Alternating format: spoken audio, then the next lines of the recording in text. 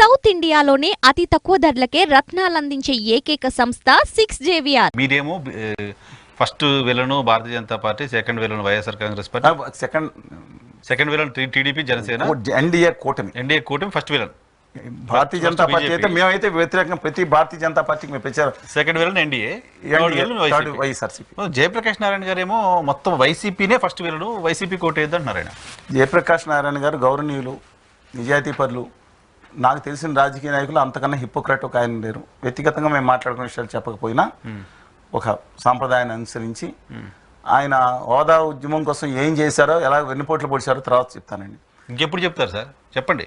ఇవాళ ఖచ్చితంగా చెప్తున్నాను. ఆయన మొన్న కూడా మాట్లాడతా ప్రత్యేక హోదా ఇతర రాష్ట్రాలకు ఇవ్వాలి, తెలంగాణలో కూడా కొన్ని ప్రాంతాలు కూడా, ఆంధ్రప్రదేశ్ గురించి మాట్లాడి ఇది జాతీయ అంతర్జాతీయ నాయకుడి కింద కూర్చుని ఆయన ఆంధ్రప్రదేశ్ గురించి మేము ఉద్యమం చేస్తుంటే నేను దీక్షలు కూర్చోబెట్టి కొన్ని జిల్లాలకి హోదా రాకూడదని, ఎవరిని ఇస్తే జిల్లాలకు హోదా ఇస్తారండి? రాయలసీమ 3 జిల్లాలకి దీనికి ఇవ్వాలి, మిగతా జిల్లాలకు అక్కర్లేదు. అమరావతి కానీ మాట్లాడిన వ్యక్తి అయినా, అమరావతి మీద మాట్లాడిన వ్యక్తి. ఇవాళ వారికి కావాల్సింది బహుశా వేరే వాళ్ళు చెప్తాను. వారికి కావాల్సింది నేషనల్ పార్లమెంట్ లో రాజ్యసభ నామినేషన్ కావాలి సుధామూర్తి గారి లాగా. దానికోసం విపరీత ప్రయత్నాలు చేసుకోవచ్చు. క్రితంసారి ఎంపీ టికెట్ కోసం ప్రయత్నం చేసుకోవచ్చు. ఇవాళ జ్ఞానోదయం ఏందండి? ఢిల్లీలో కేజ్రీవాల్ గారిని అరెస్ట్ చేస్తే నీ తోటి ఆయన ఐఏఎస్ ఒక్క కోట స్పందించడానికి నోరు రాలేదు. ఆయన కోసం పొత్తు కోసం వెళ్ళి వెంపర్లాడారు. నెట్లో కొట్టండి. పొత్తు ఫైనల్ అంటే కేజ్రీవాల్ ఈయనతో ఫైనల్ కాదని లోపల నాకు ఆయన అలాగే చెప్పుకుంటాడు, లోపల చెప్పేళ్ళారని ఆయన మాట్లాడిన వాళ్ళు విధానం. వాళ్ళు బీజేపీ ఉత్తర భారతీయ జనతా పార్టీ చేస్తున్న నమ్మక ద్రోహం మీద మాట్లాడరా, విశాఖ ఉక్కు మీద ఎగరెస్ట్ మాట్లాడతారా గవర్నీయులు వారు? ఏం మాట్లాడాలండి వాళ్ళు చెప్పుకుని? ప్రభుత్వాలు వ్యాపారం చేస్తాయా? విశాఖ ఉక్కు లాంటివి ప్రైవేటీకరణ చేయాల్సిందే కదా వాళ్ళు చెప్తున్నమాట. ఈయన ఇప్పుడు చెప్తున్నమాట ఎన్టీ రామారావు గుండా ఏం చేశారని. సరే పాత సార్, అప్డేట్ అవరా మీరు? ఏంటంటే అప్డేట్ ఆయన అంటే ఆయన అవకాశవాదం కోసం మార్చుకుంటారు. ఈ దేశంలో నేను చెప్తున్నా అండి, మనకి కోవిడ్ వచ్చినప్పుడు ఆక్సిజన్ లేనప్పుడు అక్కడ ఆక్సిజన్ ఇచ్చి కాపాడుకుంది ఎవరండి? ప్రైవేట్ వాళ్ళ, స్టీల్ ప్లాంట్ వాళ్ళ. 32 మంది ప్రాణాల యొక్క విలువ తెలియని వ్యక్తుల గురించి మనమే మాడతామండి. ఏమండి సాయిరెడ్డి ఎలా చనిపోయాడు? కరీంనగర్ జగిత్యాల గుప్తా గారి దగ్గర నేను చెప్తాను, పాలకొల దగ్గర నుంచి మొత్తం దేశం అంతా చనిపోతే క్షతగాత్రులు అయితే అది ఒక కర్మాగారం కింద మిషన్స్ కనపడుతుంది. అది కర్మాగారం కాదు, ఎమోషన్. అది తెలుగు జాతి ప్రతిష్ట పోరాడి సాధించుకున్న దాని చిహ్నం. ఒకటి ఏం మాట్లాడాలి ఆయన? బెస్ట్ అడ్మినిస్ట్రేషన్ గా పలానా వాళ్ళకి ఇవ్వండి, వాళ్ళ ప్రకారం నడపండి ఫ్యాక్టరీని, అర్జెంటుగా గనులు ఇవ్వండి, గనులు మాత్రం ఆదానికి ఇవ్వాలి. మాట్లాడరీనా ఒకప్పుడు లోక్ సత్తా ఆర్గనైజేషన్ ఇండిపెండెంట్ కూడా చక్కగా పనిచేశారు. ఆయన గురించి చెప్పాలంటే నాకన్నా మనోరమ్ గారు అని ఉన్నారు, ఆవిడ ఇంటర్వ్యూ చేయండి. వరం గారు ఉంటారు, వారిని ఇంటర్వ్యూ చేసి తెలుసుకోండి, అవి మిగతా విషయాలు తెలుస్తాయి. నేను అడుగుతున్నాను దాని గురించి. అంటే ఆదాని గారికి ఇచ్చేయాలా? ఆదాని గారికి ఇచ్చేయాలండి కాదు సార్. ఇప్పుడు జయప్రకాష్ నారాయణ గారు నాకు గుర్తుండి నాకు తెలిసి యూపీఏ 10 years లో సోనియా గాంధీ గారికి బాగా దగ్గర వ్యక్తిగా ఉండే మన్మోహన్ సింగ్ గారు కూడా వెళ్ళి మాట్లాడొచ్చాను, ఈ రాష్ట్రం విడిపోతు శ్రీనివాస్ గారు అని చెప్పిన వ్యక్తి అయినా డైరెక్ట్ గా సోనియా గాంధీ గారు 14 నాశనం చేసిన వ్యక్తి ఎవరు ఉన్నారంటే ఓన్లీ ఒక్క ఈయనండి. ఆయన ఎప్పుడు చిరంజీవి గారి కోసం నేను ఎంత చిరంజీవి గారు ఇప్పుడు కోట విద్యాధరరావు గారు ఆయన సిగ్నల్స్ రాదు, ఆయన అప్పుడు ఓడిపోయి ఉన్నారు. బయటికి వెళ్ళి ఆయనతో నాతో మాట్లాడాలి, నా ఫోన్లు ఉంటాయి. లోపల చిరంజీవి గారు ఉన్నారు, చిరంజీవి గారు ఒక్కళ్ళు అపోజ్ చేశారు. ఫోర్ట్ నెప్ కాదు, హైదరాబాద్ పోలీసు వ్యవస్థ ఉండాలని అపోజ్ చేసిన ఏకైక పార్టీ ఈయన వెళ్ళి 2 నిమిషాల్లో టెకెల్మని ఆమోదించారు. అదేంటండి అని అడిగాను విద్యాధరరావు గారిని. మీరు అడగండి మీ మేధావి గారిని. ఆయన వెళ్ళి చిరంజీవి గారిని నీకెందుకు అంత బ్యాడ్ అయిపోతుంది, నిమిషంలో ఉంటే తెలంగాణ రాదు, ఇది ఒప్పేసుకోన్నారండి. చిరంజీవి గారు చెప్పాలి వచ్చి. నేనేం చెప్పదలుచుకున్నా అంటే, మీకు జయప్రకాష్ నారాయణ గారు టాప్ పవర్ చూశారు, పార్టీ అధ్యక్షుడు, ఎమ్మెల్యే చేశారు, ఐఏఎస్ అధికారిగా పనిచేశారు, యూపీఏ హయాంలో పాలనా సంస్కరణల కమిటీలో మెంబర్గా పనిచేశారు, మొయిలీ గారి తర్వాత క్యాబినెట్ అధికారిగా పనిచేశారు. సో అటువంటి వ్యక్తి ఒక రాజ్యసభ స్థానం కోసం ఇటువంటి స్టేట్మెంట్స్ ఇస్తారా? కాదండి, ఆయన ఇది ఆర్టీఏ యాక్ట్ తీసుకొచ్చిన దాంట్లో ప్రశాంత్ భూషణ్ గారితో పాటు డెఫినెట్గా ముఖ్యులు ఆయన సంస్థగా ఉన్నప్పుడు మంచి పని చేశారు. రాజకీయాలకు వెళ్ళిపోయిన తర్వాత ఎలాంటి పరిస్థితికి వెళ్ళిపోతారంటే పదవులు లేకపోతే. మీకు చెప్పిన ఇప్పుడు ఆయన రాజకీయాల్లో లేరు, నేను రాజకీయాలు వదిలేశాను, ఫోరం ఫర్ డెమోక్రటిక్. ఏమండి ఊరుకోండి, మా సోదరు ఉండవల్లి అరుణ్ గారు ఉన్నారు, ఆయన రాజకీయాలు వదిలేసాను, రాజకీయాల సంబంధం పదవులన్నీ చేసేసి రాజకీయాలు ఆయన వదిలేశారు, రాజకీయాలు ఆయన వదిలేట్లా మరి చెప్తారండి మీరు, భలే విచిత్రంగా ఉంది. కాదు సార్, ఆయన మాట్లాడేదే రాజకీయాలు. లోక్సత్తా వేరే వాళ్ళు రన్ చేస్తున్నారు సార్, ఆయన రన్ చేయట్లేదు. ఏమండి ఆయన రన్ చేయట్లేదు, ఆయన మాట్లాడేదే రాజకీయాలు. లోక్సత్తా ఒక తీర్మానం చేసింది, దయచేసి నేను విత్ డ్యూ రెస్పెక్ట్ ఆ తీర్మానాలు మీకు పంపిస్తే వేయండి. లోక్సత్తా తీర్మానం ప్రకారం ఆంధ్రప్రదేశ్కి ప్రత్యేక హోదా రావాలంటే ఆంధ్రప్రదేశ్ లోక్సత్తా శాఖ వారిని పార్లమెంట్ పంపించాలని ఒక తీర్మానం చేసింది. ఓహో, తెలీదు ఆ విషయం మీకు? తెలీదు. అవాక్కయ్యారా? నేను ఇంకేం చెప్పనండి. సో ఇప్పుడు మరి ఏ పర్పస్ అంటే ఆయన చెప్తున్నది ఏంటంటే ఆంధ్రప్రదేశ్ ఇంకా అప్పుల పాలైపోతుంది, ఆంధ్రప్రదేశ్లో విధ్వంసం జరగకూడదు, ఎన్డీఏ కూటమి జనసేన కూటమి. ఆంధ్రప్రదేశ్ అప్పులు ఎంత ఉన్నాయండి? ఒక మిత్రుడు మాట్లాడు, మన 14,70,000 కోట్లు ఉన్నాయండి. 417 నేనే ఫోన్ చేశాను. ఫోన్ చేసి ఏమండి అన్న మీ ఫోన్ ఎక్స్పెక్ట్ చేశాను అన్నారు. ఏం లేదండి, నాకు అకాడమిక్ ఇంట్రెస్ట్, నేను కూడా చదువుకున్నాను, నేను ఫైనాన్స్ చేసిన దాంట్లో విభాగంలో ఉన్నాను. ఏంటి ఆ 14,70,000 కోట్లు ఏంటండి అన్న? అలా అంటే జనం 10 లక్షల కోట్లు కన్ఫర్మ్ అవుతారు కదా, మీతో వాదన ఎందుకు శ్రీనివాస్ గారు అన్నారు. మీరేం నేను మాట్లాడింది నా ఆసక్తి అండి, నిజంగా అంత అప్పుల్లో ఉన్నారు రాష్ట్రం. ఇవాళ నేను డెఫినెట్గా చెప్తున్నానండి, ఆంధ్రప్రదేశ్ జగన్మోహన్ రెడ్డి గారు తన నవరత్నాలకి 1-2 హామీలు సిపిఎస్ అమలు చేయించుకుండొచ్చు, మిగతా అయితే అమలు చేస్తూ ఉన్నారు. ఆయన పని ఆయన చూసుకుంటా ఉంటే 15 ఏళ్ళు ముఖ్యమంత్రి ఉండవు. నేను చెప్తున్నానండి, అది ఆయన ఉన్నా లేదా చంద్రబాబు నాయుడు గారు రూల్స్ ప్రకారం నాకేంటి అబ్జెక్షన్ లేదు, కానీ ఆయన లైన్ తెప్పారు కొంత. కానీ ఆంధ్రప్రదేశ్ దీంతో కొంతమంది బయలుదేరి డెఫినెట్గా ఆయన కక్షాదింపు అమరావతి విషయాలు డెఫినెట్గా మేము అవతల సైడ్ ఉన్నాం, ఆయన నిలదీస్తాం. కానీ రాష్ట్రం నాశనం అయిపోయింది ఏంటండి? మీకు తెలుసా రాష్ట్ర ఎక్స్పోర్ట్స్ ఇవాళ క్రితం సంవత్సరం నాటికి ఆంధ్రప్రదేశ్ ఎంత 5th ప్లేస్కి చేరుకుంది.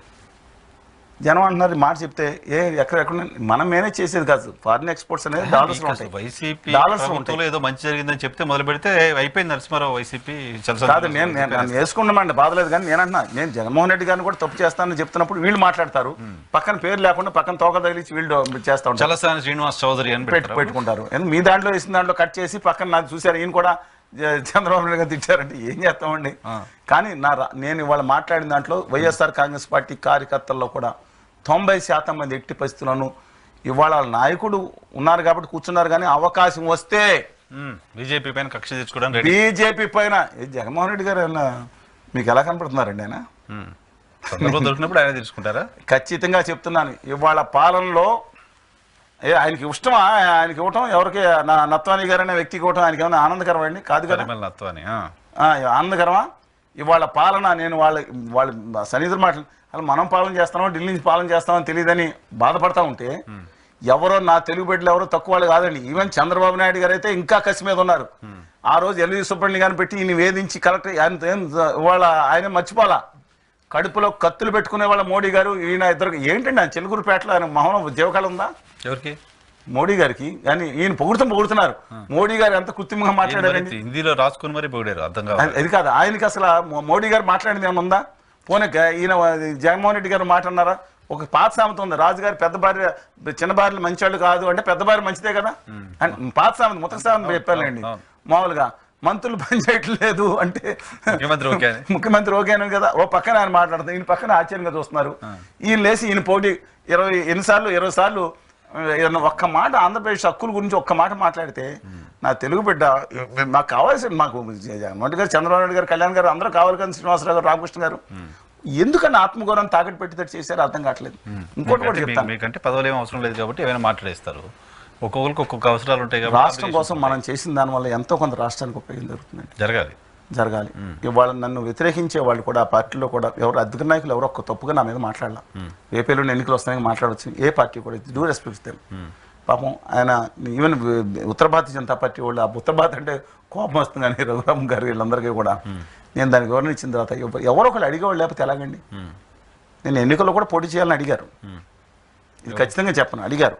మీకు అగ్ర పార్టీ ఉన్న పార్టీ వాళ్ళు అడిగారు. నేను ఒక్క మాట మాట్లాడాను, చెప్తాను ఎన్నికలైన తర్వాత మా మిత్రుల పేర్లు కూడా చెప్తాను, ఇప్పుడు వద్దండి చెప్తానన్న. చిన్న వ్యక్తులు కాదు మామూలుగా. ఇవాళ ఈ నేపథ్యంలో నేను ఒకటి అడిగాను, ఏమన్నా అందరూ వెళ్ళిపోతే రాష్ట్రానికి అన్యాయం జరుగుతుందని మాట్లాడే వాళ్ళు ఎవరున్నారు? నేనే బాధ్యత అంటలేదు, మిగతా వాళ్ళు కూడా ఉన్నారు కదా అన్న. ఏజ్ ఎంత శ్రీనివాస్ గారు మీకు అన్నారు. సరే ఏజ్ అయిపోతాను కాదండి, చెప్పండి ఏజ్ ఎంత? నేను పోరాట స్ఫూర్తిలో 5 ఏళ్ళు నిన్న వాడిన కన్నా ఖచ్చితంగా పోరాడుతున్నాం అండి. ఎవరన్నా ఎవరిని మొగాళ్ళు ఆ ఏజ్ లో కూడా రాష్ట్రం కోసం దేశం కోసం ఇంత ఆలోచిస్తున్నారు కదా అని అనుకోవడానికి అడుగుతున్నాను నేను. పర్వాలేదు కానండి లైవ్. అందుకని నేను ఒకటి చెప్తున్నాను, ప్రతి ఒక్కరు దయచేసి ఆలోచించండి. ఎన్నికల విషయం చెప్తున్నాను, ఈ దేశానికి రేపొద్దున్న ఈ ప్రజాస్వామ్యానికి ఇదే గనక ఉత్తర భారతీయ జనతా పార్టీ అనుకొని గెలిపిస్తే ఆఖరి ఎన్నికలు ప్రజాస్వామ్య ఎన్నికలు, అధ్యక్ష ఎన్నికలు తీసుకొస్తారు, ఇంకో తీసుకొస్తారు. ఎన్డీఏని గెలిపిస్తే ఎన్డీఏ ఉత్తర భారతీయ జనతా పార్టీ నేతృత్వంలోని అనేక ఖచ్చితంగా చెప్తున్నాను. ఇవాళ ఏ ఒక్క పార్లమెంట్ మెంబర్ అక్కడికి వెళ్ళినా సరే అది ఖచ్చితంగా మన దేశానికి కారణం జరుగుతుంది. ఇంకోటి కూడా చెప్తున్నాను, మీరు అంత కరెక్ట్. రాహుల్ గాంధీ గారు అధికారంలోకి వస్తే ఖచ్చితంగా హోదా విభజన మొట్టమొదటి సంతకం అని చెప్పారు. ఆయన కళలో నిజాయితీ చూశాను నేను. మా సభకు ఢిల్లీలో వచ్చిన మొన్న ఆయన భారత్ జోడో యాత్రకు నేను వెళ్ళి మంత్రులు రాహుల్ గాంధీలో కొంత నిజాయితీ కనపడుతుంది. వాళ్ళ అమ్మగారు చేసిన అన్యాయం ఆంధ్రప్రదేశ్ చేశారనే దాంట్లో ఉందండి. దాని గురించి కానీ ఇవాళ గౌరవనీయురాలు షర్మిల గారు వచ్చారు రాష్ట్ర రాజకీయాల్లోకి. మొత్తం ఆవిడని చేస్తున్నాను. నేను అడుగుతా ఉన్నాను, ఆవిడ వచ్చిన తర్వాత ఒక్కసారి కూడా ప్రత్యేక హోదా విభజన హామీల మీద ఎవరు పోరాడారు ఒక్క మాట మాట్లాడలేదు ఆవిడ. ఆవిడ దేశంలో ఆవిడేం తప్పట్టం మిగతా వాళ్ళందరూ ఓ పెద్ద నాయకురాలుగా ఏది హోదా గురించి ఇవిడే ఇవాళ వచ్చింది నాయకురాలుగా చేస్తున్నట్టు చేస్తున్నారండి. ఆవిడ ఉద్యమం చేస్తేనే ఉద్యమం అంట.